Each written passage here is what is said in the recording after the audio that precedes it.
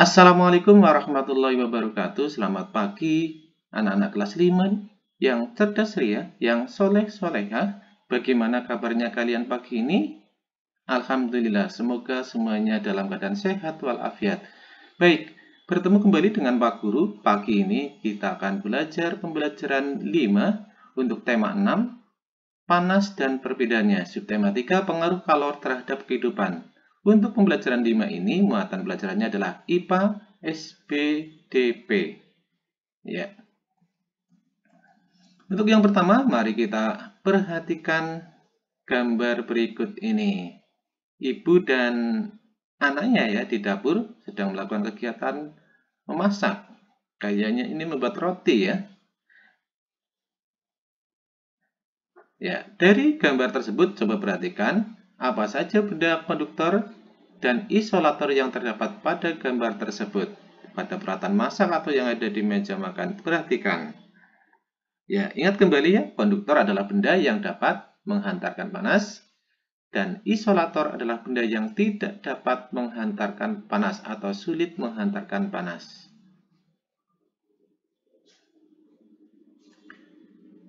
Bahan konduktor dan isolator.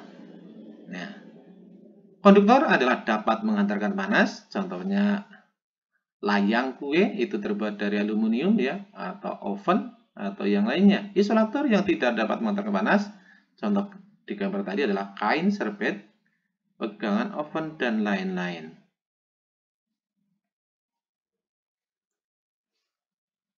Bahan konduktor digunakan manusia untuk membuat peralatan yang membutuhkan pengantaran panas dengan cepat. Berbagai peralatan masak dan mesin menggunakan bahan yang dapat menghantarkan panas. Bahan isolator dimanfaatkan untuk mencegah panas agar tidak merambat. Contohnya pegangan alat-alat masak terbuat dari bahan isolator dengan tujuan mencegah panas agar tidak sampai ke tangan kita. Barang-barang dalam kehidupan sehari-hari banyak yang memuatkan sifat benda sebagai konduktor dan isolator ya. Contohnya selimut, ini adalah benda isolator. Panci, alat memasak adalah konduktor. Nih, selimut kita gunakan ketika tidur. Kita tidur musim dingin ya, kita pakai selimut agar panas dari tubuh kita itu terperangkap di dalam selimut sehingga kita tetap merasakan hangat. Oven ya, alat untuk memanggang roti juga menggunakan prinsip perpindahan panas secara konduksi ya. Panas merambat di dalam batang oven, terus di dalam ruang oven ada perpindahan panas juga secara konveksi ya. Dengan menggunakan bahan konduktor seperti aluminium, diharapkan panas dari sumber panas dari misalnya ini ovennya menggunakan kompor ya atau listrik tidak keluar, akan terperangkap di dalamnya ya. Perhatikan alat masak panci berikut ini. Ini bagian bawahnya adalah konduktor, pegangannya isolator, dan pegangan tutupnya adalah isolator. Ya.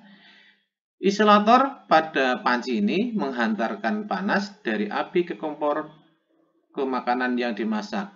Maaf, ini keliru, ini harusnya konduktor ya. Konduktor menghantarkan panas dari api kompor ke makanan yang dimasak.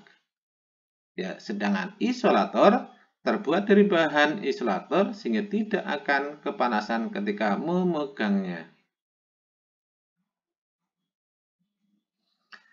Pada mobil, ya, mesin mobil dan motor juga terbuat dari bahan-bahan yang dapat menghantarkan panas atau konduktor.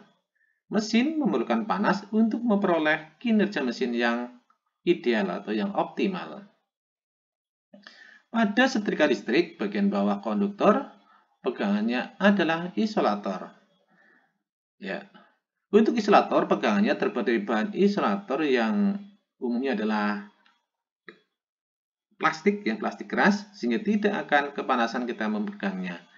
Untuk konduktornya, Ini fungsinya menghantarkan panas dari listrik ke pakaian yang kita setrika.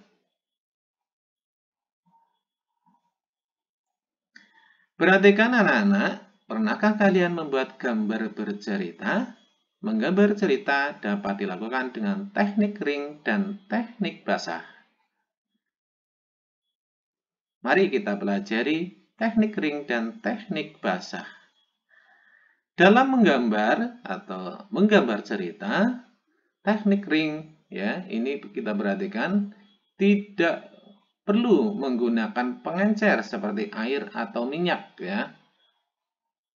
Alat pewarna yang digunakan untuk menggambar misalnya pensil, krayon, pulpen, dan spidol. Ini langsung digunakan ya tanpa perlu diencerkan dengan air ataupun minyak. Teknik basah ini biasanya memerlukan pengencer seperti air atau minyak untuk mengencerkan pewarna. Alat penggambarnya, alat pewarna yang digunakan dalam teknik basah ini adalah cat air atau cat minyak.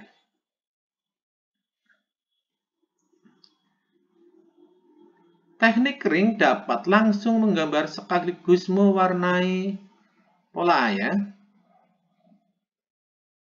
Ini contoh gambar yang menggunakan pensil warna. Ini menggunakan krayon. Ini menggunakan spidol. Dan ini menggunakan pensil biasa yang hitam putih. Ini menggunakan pulpen hitam. Pulpen dengan warna hitam. Untuk teknik basah, ya. Sebelum diberi pewarna, sebaiknya membuat sketsa cerita dulu. Kemudian diwarnai. Teknik ini memerlukan kuas, palet, air atau minyak, dan kanvas. Ya, ini hasil gambar menggunakan cat air. Dan ini menggunakan cat minyak. Terima kasih telah mengikuti pembelajaran 6, tema 6.